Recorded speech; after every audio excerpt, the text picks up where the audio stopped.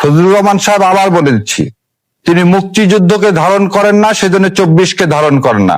উনি মুক্তিযোদ্ধা বলে দাবি করে, আসলে উনি হচ্ছে ভারতের দালাল। উনি ভারতের আধিপত্যবাদকে দেশে প্রতিষ্ঠা করতে চান। সেই জন্য সংসদে যখন উনি বক্তব্য দেন, ওই যে সে উত্তরগুলো দিচ্ছি না, ইসলামকে আপনি ধারণ করতে পারেন না, তাহলে এবার উত্তরগুলো দেন একসাথে। বাংলাদেশকে ইউনাইটেড নেশনে 72 সালে কেন সেদিন মেম্বারশিপ দেওয়া হয়নি? 72 সালে চীন কেন বলছে? 72 সালের আগস্ট মাসে চীন বলতেছেন, কি বলতেছে চীন?